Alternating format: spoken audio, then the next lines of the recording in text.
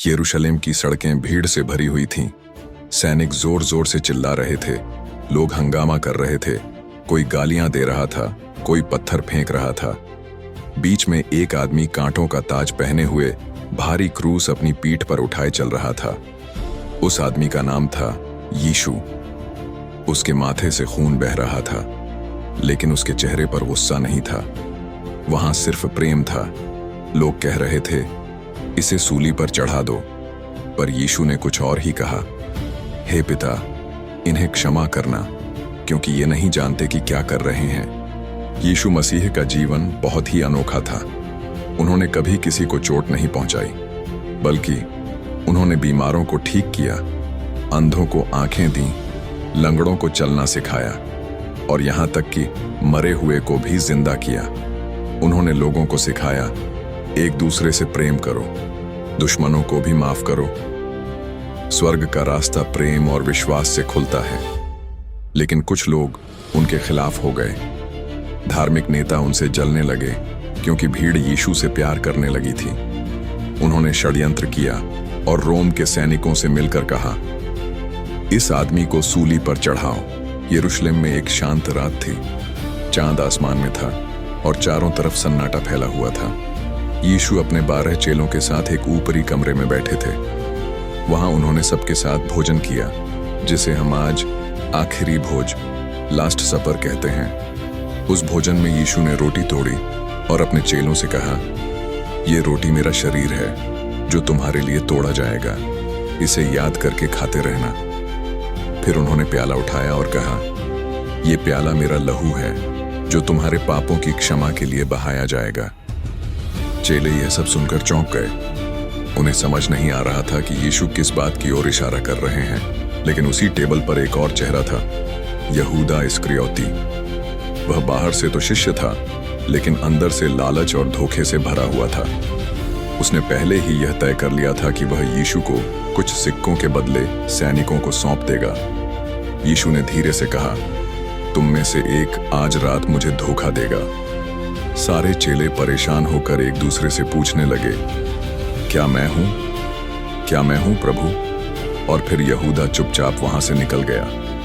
वह अंधेरे में चला गया, सैनिकों और नेताओं से मिलने, ताकि यीशु को पकड़वा सके। भोजन के बाद यीशु अपने चेलों के साथ गेतसमनी नामक बाग में गए। वहां उन्होंने प्रार्थना की, हे पिता, यदि हो सके तो यह दुख का प्याला मुझसे टल जाए, लेकिन जैसा मैं चाहता हूं वैसा नहीं, जैसा तू चाहता है वैसा ही हो। उनके माथे से पसीना खून की बूंदों जैसा टपक रहा था। वह जानते थे कि आगे उन्हें बहुत बड़ा दर्द सहना होगा। इसी बीच सैनिक यहूदा के साथ वहां पहुंच गए। यहूदा ने यीशु के पास जाकर उन्हें एक चुंबन दिया, और वही चुंबन विश्वासघात का निशान बन गया। सैनिकों ने यीशु को पकड़ लिया, चेले डरकर भाग गए, और इस तरह शुरू हुआ वो सफर जो सीधे क्रूस तक जाएगा।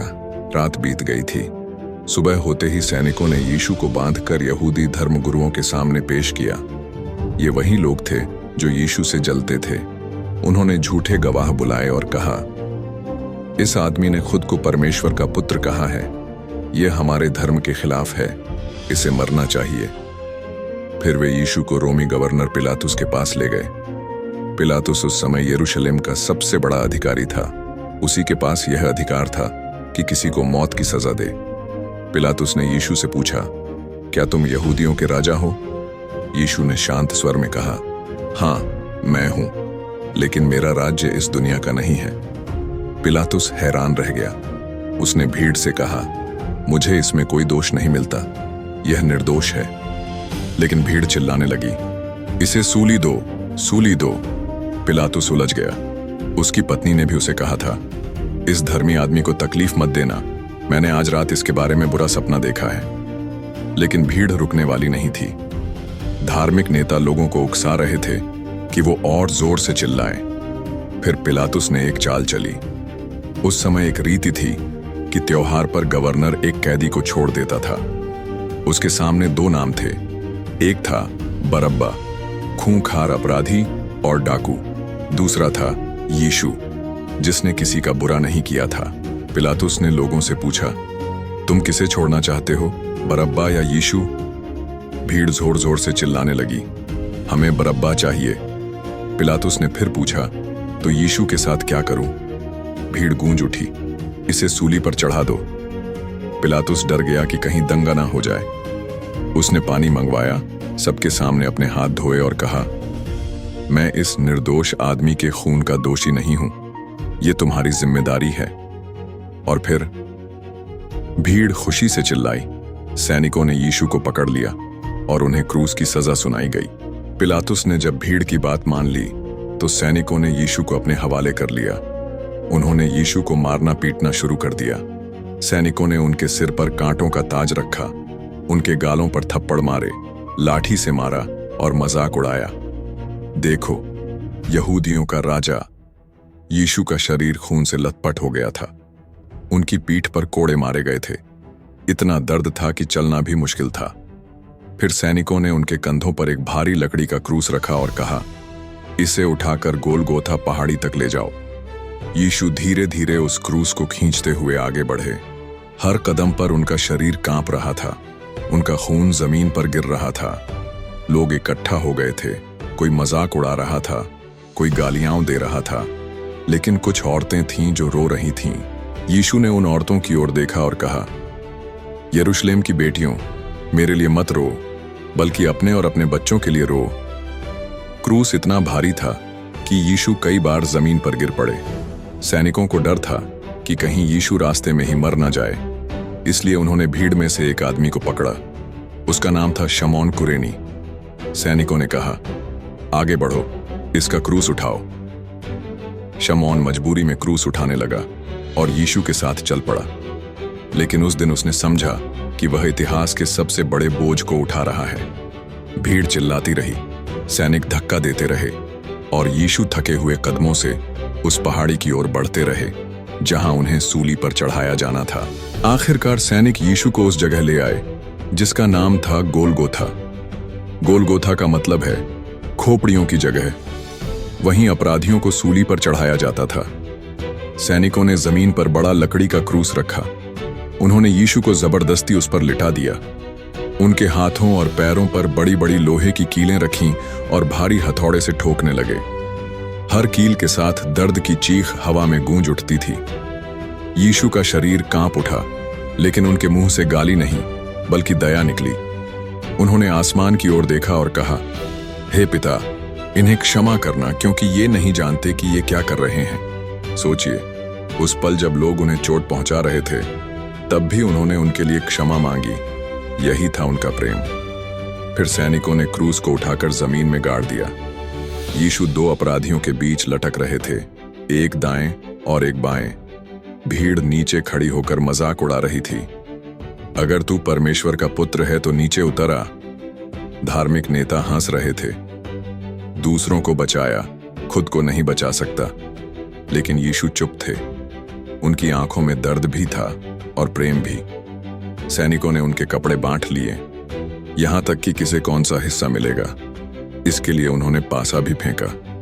पुरानी भविष्यवाणियां पूरी हो रही थीं और वहां वो क्रूस सिर्फ लकड़ी का टुकड़ा नहीं था, वो पूरी दुनिया के पापों का बोझ उठा रहा था। यीशु उस बोझ को सह रहे थे, मेरे, आपके और हर इंसान के लिए। यीशु अब क्रूस पर लटक रहे थे। उनके हाथ पांव कील से जड़े हुए थे, शरीर से खून बह रहा था, लेकिन उनके होंठों से जो शब्द निकले उनमें सिर्फ प्रेम और दया थी। यीशु के दाएं और बाएं दो अपराधी भी सूली पर चढ़ाए गए थे।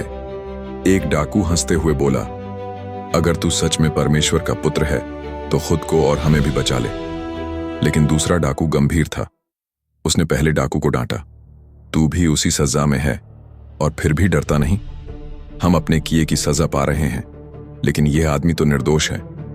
फिर उसने यीशु की ओर देखा और धीमी आवाज में कहा, प्रभु, जब तू अपने राज्य में आए तो मुझे याद रखना। यीशु ने प्रेम से उसकी ओर देखा और कहा, आज ही तू मेरे साथ स्वर्गलोक में होगा। सोचो, आखिरी पल में भी यीशु ने एक अपराधी को नई आशा दी। क्रूस के नीचे यीशु की मां मरियम खड़ी थी। उनका दिल रो रहा था। मां अपने बेटे को इतना दर्द सहते हुए देख रही थी, लेकिन कुछ कर नहीं पा रही थी। वहां उनके सबसे प्यारे चेले यूहन्ना भी खड़े थे। यीशु ने अपनी माँ और यूहन्ना की ओर देखा और कहा, माँ, अब ये तुम्हारा बेटा है। और यूहन्ना से कहा, अब ये तुम्हारी माँ है। उस दिन से यूहन्ना ने मरियम को अपनी माँ की तरह अपने घर में रखा। यह था यीशु का प्रेम। अपने आखिरी पलों में भी वो अपनी माँ का ख्याल रख रहे थे। घंटों बीत गए। यीशु का शरीर बेहद कमजोर हो चुका था। उन्होंने धीरे से कहा, मुझे प्यास लगी है। सैनिकों ने खट्टा सिरका एक स्पंज में डाला और उनके होंठों से लगाया। पर यीशु का प्यास का मतलब केवल पानी नहीं था, वो प्यास थी इंसानियत की आत्मा के लिए। इन सब शब्दों से यह साफ था कि क्रूस पर लटकते हुए भी यीशु का दिल दूसरों के लिए धड़क रहा था, क्षमा, देखभाल और प्रेम के लिए। गोलगोथा की पहाड़ी पर क्रूस पर लटके हुए कई घंटे हो गए थे। सूरज सिर पर था, लेकिन अचानक आकाश काला होने लगा। दोपहर से लेकर 3 बजे तक पूरे देश में अंधेरा छा गया। लोग डरने लगे। यह कोई साधारण मौत नहीं थी।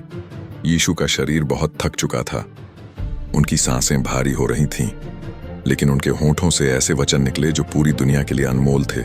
उस पल यीशु ने पुकारा, एली, एली, लमा शबक्तानी, जिसका मतलब है, हे मेरे परमेश्वर, तूने मुझे क्यों छोड़ दिया।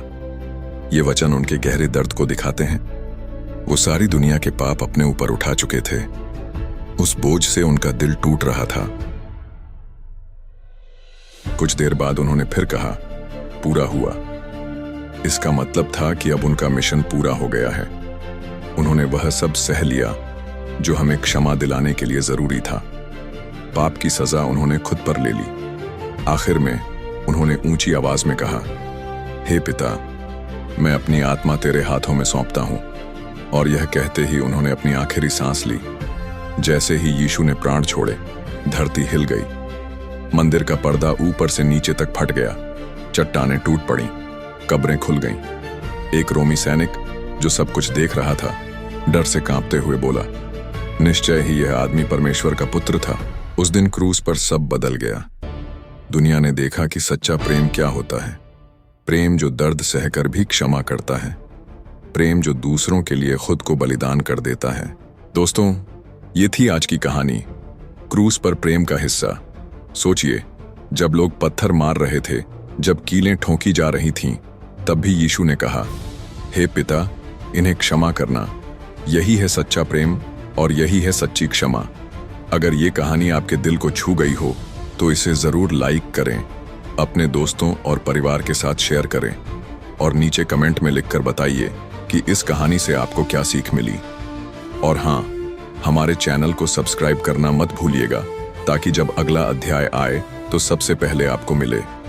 अगले एपिसोड में हम देखेंगे कि क्रूस के बाद क्या हुआ, कैसे अंधकार के बाद रोशनी आई और कैसे मृत्यु को भी हराया गया। तो जुड़े रहिए और याद रखिए, प्रेम कभी हारता नहीं। मिलते हैं अगले भाग में। सभी को जय मसीह। आमीन।